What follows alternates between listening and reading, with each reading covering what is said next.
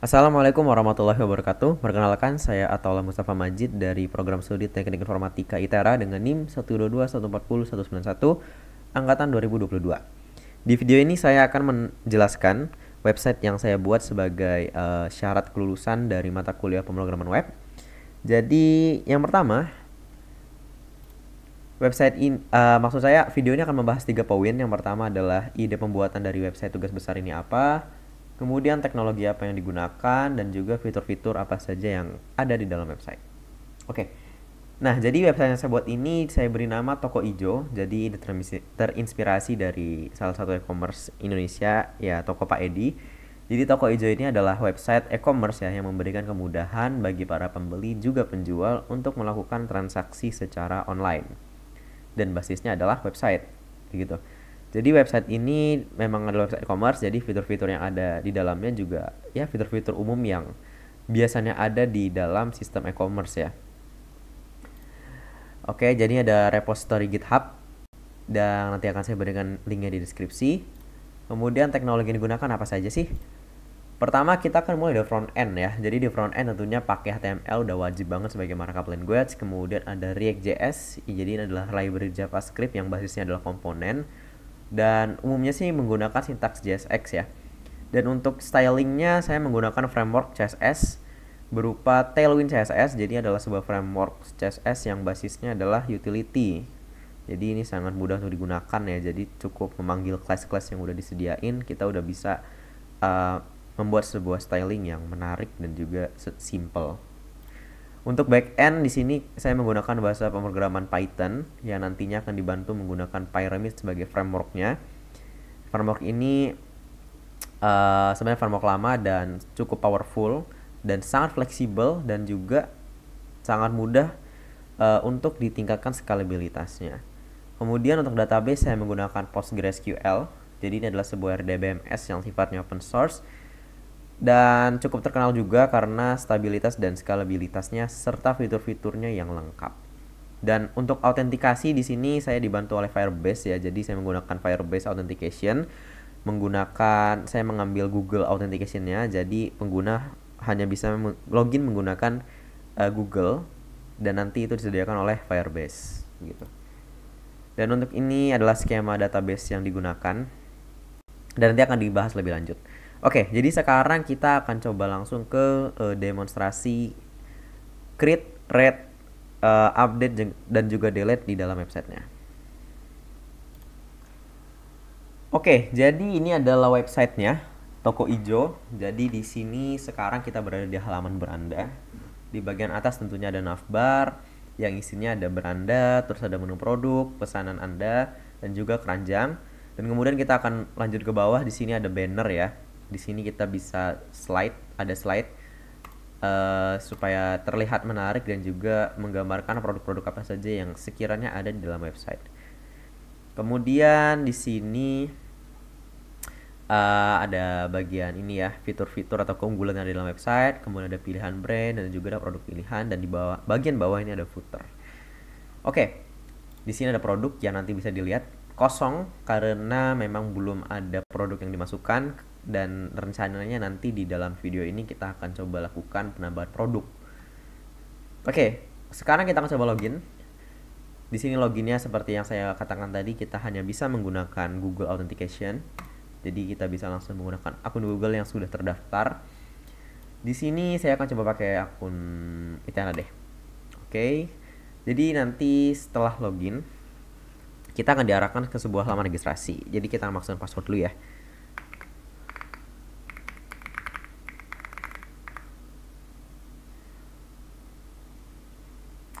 Oke, setelah berhasil, kita akan diarahkan ke halaman registrasi. Kita bisa registrasikan username. Saya pilih ada Mustafa Majid.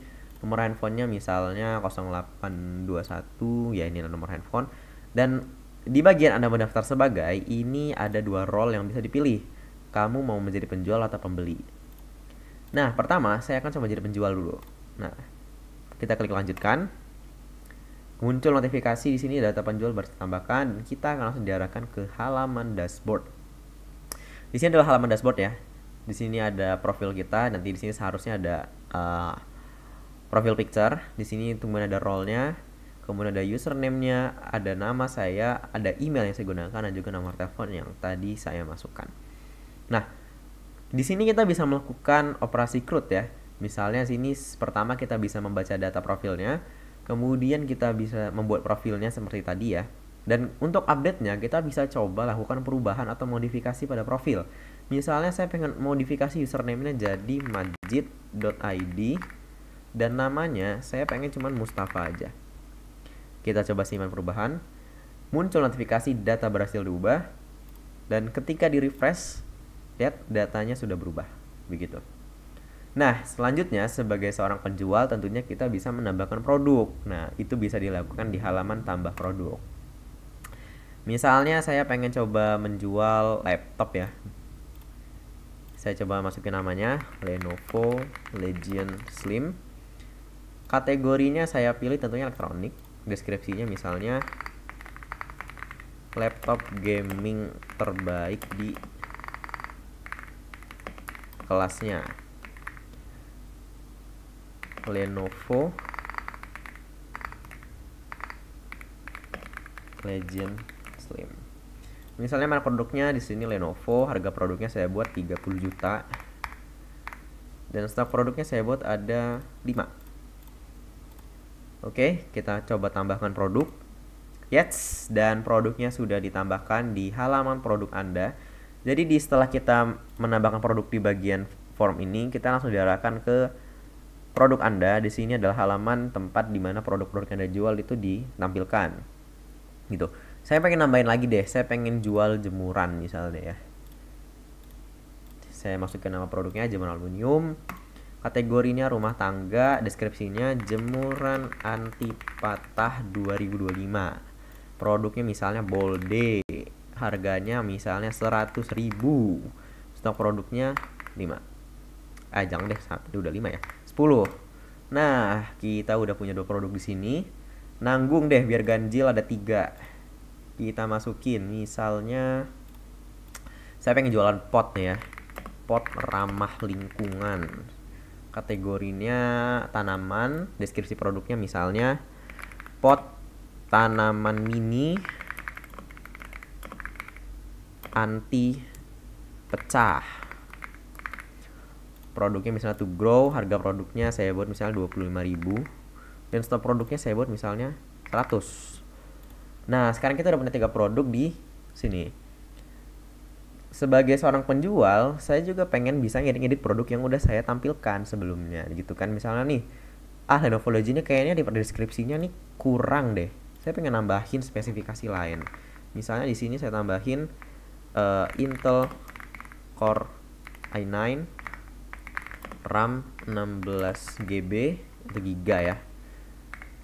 Dan juga layar 2K. Harganya pengen saya tambah jadi salah deh, pengennya 35 juta. Stoknya saya kurangin jadi 3. Bisa klik perbarui. Nah, lihat di sini deskripsinya sudah diperbarui. Atau saya pengen coba hapus produk juga bisa nih. Saya nggak pengen jualan jemuran lagi deh, saya pengen coba hapus produk. Nah, kita coba hapus. Dan lihat produknya tinggal 2, dan tadi produk sebelumnya yang jemuran itu udah berhasil dihapus begitu. Oke, sekarang kita akan coba demo log out lagi. Oh iya, saya lupa, harusnya sini ada produk ya. Nah, di halaman produk ini sudah ada produk yang kita masukkan tadi. Dan di sini kita bisa coba sort by kategori ya. Misalnya kategorinya tanaman, dia cuma ada pot, dan misalnya kategori elektronik dia cuma ada elektronik sesuai dengan kategori yang kita masukkan di dashboard penjual tadi gitu. Oke, sekarang kita coba logout. Kita akan coba login sebagai pembeli.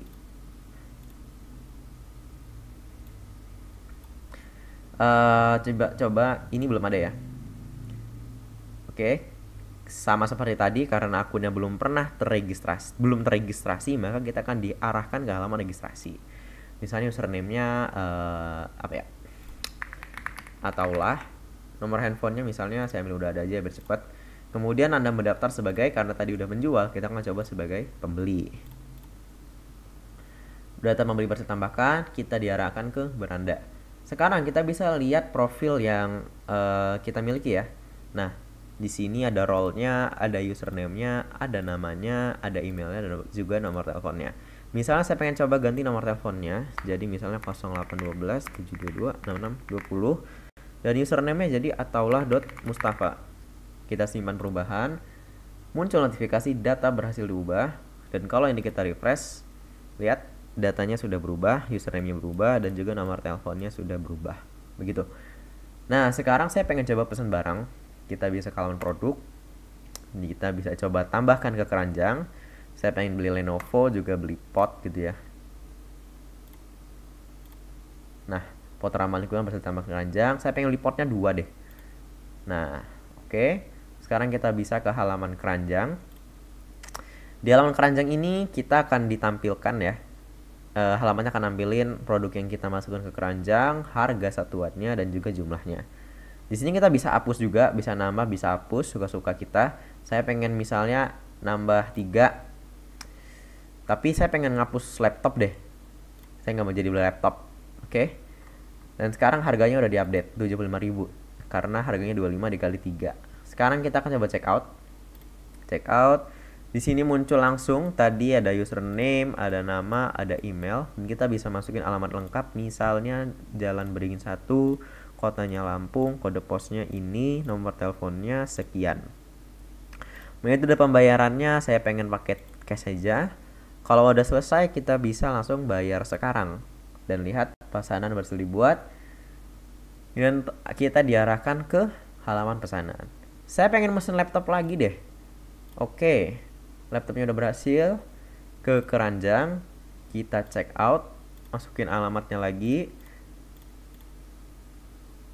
bebas deh.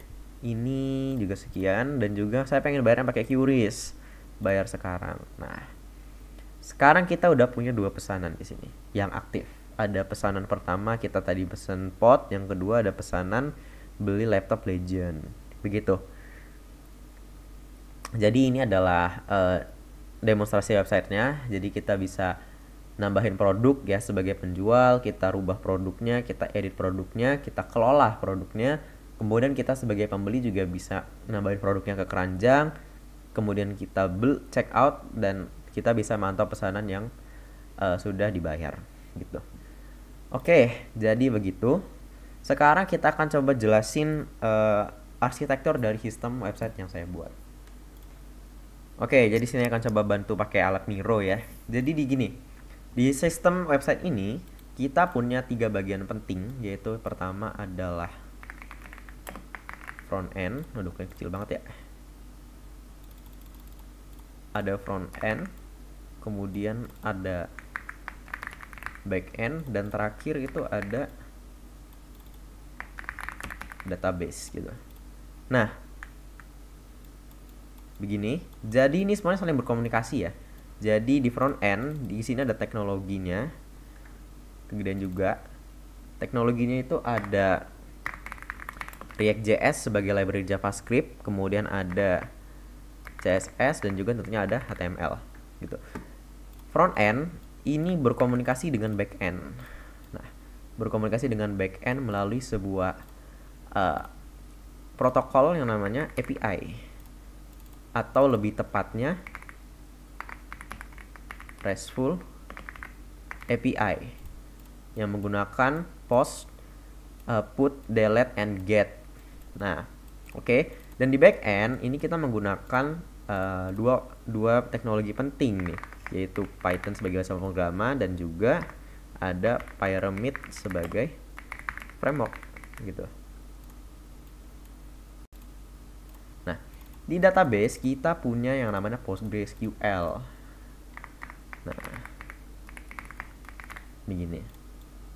Nah, jadi front end itu berkomunikasi dengan back end melalui RESTful API, dan back end nanti akan berkomunikasi dengan database. Di sini sebenarnya ada salah satu perantara ya, namanya adalah SQL Alchemy Orm. Jadi ini adalah sebuah teknologi ya, sebuah cara untuk melakukan mapping ke database dari menggunakan Python. Jadi kita cukup menuliskan kode berbasis objek, kode-kode berbasis objek dan nantinya akan dimigrasi ke database ke dalam sintaks SQL ya di dalam database-nya gitu. Jadi nanti front end ini akan berkomunikasi dengan back end dan back end akan berkomunikasi dengan database untuk meminta data. Nanti kalau datanya udah jadi atau datanya udah nemu, itu nanti database akan ngirim ke back end ya. Kita akan coba kayak gini. Sorry. Nah, database ini akan ngasih data yang dicari oleh back end dan back end akan menyerahkan data ini ke front end begitu. Nah, ini namanya request.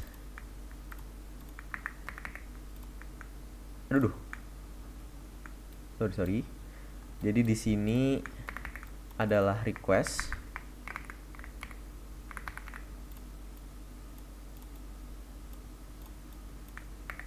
Dan di sini nanti adalah response. Gitu. Jadi ada request dari front end ke back end cari datanya ke database. Nanti kalau udah database nyerahin datanya ke back end dan back end itu memberikan respons ke front end berupa misalnya status dan juga data yang diminta oleh front end sebagai klien gitu. Nah, sekarang kita akan coba lihat ERD atau Entity Relationship Diagram yang ada dalam database. Di sini total saya membuat ada ini sebenarnya nggak penting ya. Ini nggak penting. Jadi cuma ada ini sebenarnya.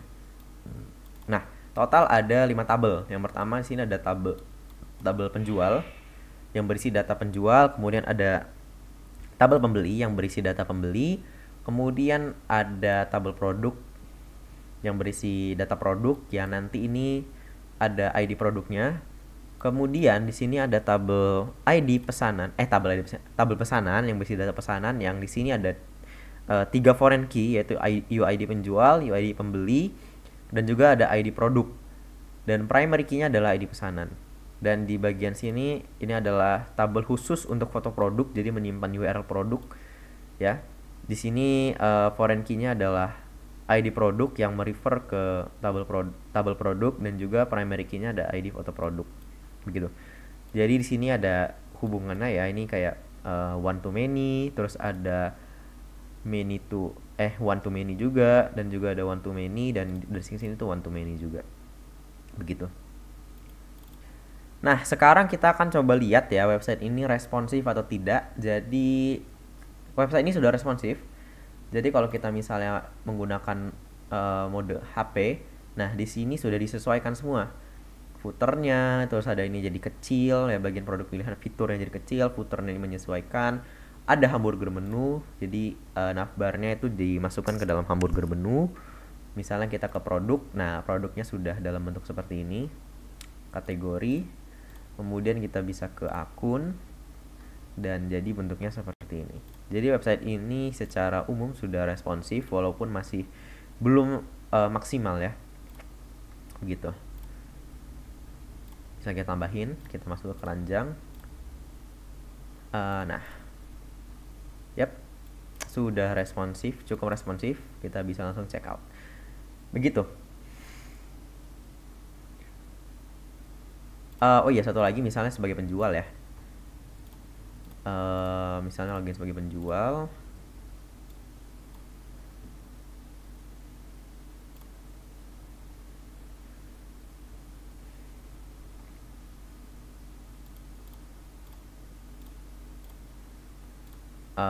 Mungkin ada sedikit kesalahan ya kalau login ke penjual. Nah, kira-kira responsifnya seperti itu. Nah, sekarang saya ingin menunjukkan hasil dari unit testing yang sudah dilakukan. Jadi di sini unit testing dilakukan pada kode backend. Yang pertama ada testing skema database. Jadi di sini semua tes terdapat total 5 tes dan semuanya pass atau berhasil. Kemudian ada testing pada script initialize.db dan itu ada 5 testing juga dan semuanya berhasil. Kemudian testing pada view dengan total ada berapa nih? 25 tes ya. Total 25 tes yang terdiri dari views untuk penjual, untuk pesanan, dan juga untuk produk. Dan semuanya berhasil. Dan berdasarkan unit tes yang tersebut dapat diambil kesimpulan bahwa persentase keberhasilan dari setiap fungsionality yang ada di dalam website itu adalah 100%. Begitu. Oke. Terakhir sebagai penutup, jadi kesimpulan manfaat website yang dikembangkan ini tentunya adalah buat pribadi saya sendiri ini menjadi sebuah pengalaman penting ya, sebagai pengalaman penting dalam membangun sebuah website, mulai dari sisi klien, dari desain, dan juga ya dari sisi desain dan segala hal yang terkait dengan front end. Kemudian saya juga belajar banyak tentang back end, ya bagaimana cara membuat dan juga mengelola server sehingga bisa memberikan data yang akurat kepada klien. Dan untuk manfaat kedepannya sih semoga website ini bisa lebih dikembangkan sehingga bisa menjadi salah satu website e-commerce yang tentunya bisa memberikan manfaat bagi banyak orang. Dan kedua, tantangan selama pengembangan dan apa sih solusi yang saya gunakan. Tantangan dalam pengembangan website ini tentunya adalah bug yang begitu banyak ya. Jadi bugnya banyak banget, jadi awal-awal buat karena juga masih pemula. Banyak banget bugnya, kayak bug di front end, bug di back end. Misalnya kayak di bagian views ternyata respon yang saya berikan itu nggak sesuai, sehingga di front endnya jadi kacau gitu. Pas menerima responnya jadi kacau. Dan solusinya yang saya gunakan adalah mencari solusinya di Google ya, karena banyak sih masalahnya juga masalah yang cukup umum sehingga saya bisa gunakan solusi yang orang lain gunakan dan saya terapkan di dalam website saya. Begitu. Dan juga tantangannya yang kedua adalah perencanaannya lumayan kompleks ya, karena website ini full stack dibuat dan saya juga sendiri buatnya. Itu cukup kompleks, jadi saya harus melakukan desain pada bagian front end kayak desain UI UX dan segala macam. Dan yang kedua saya harus desain di bagian back end ya, desain database, ERD-nya gimana, tabel apa aja yang diperlukan, dan juga bagaimana saya bisa mendesain functionality dalam back end sehingga agar bisa memberikan data yang akurat ke klien gitu. Tuh, dan solusinya adalah saya belajar memanfaatkan AI juga, jadi tidak 100% copas dari AI. Saya justru memanfaatkannya untuk membreakdown setiap kode dan memahami setiap baris kode, sehingga kadang saya bisa menemukan solusinya itu sendiri, bukan pure dari AI. Begitu. Mungkin sekian video dari saya, cukup panjang, semoga bisa membantu dan semoga nilai saya bagus. Terima kasih. Wassalamualaikum warahmatullahi wabarakatuh.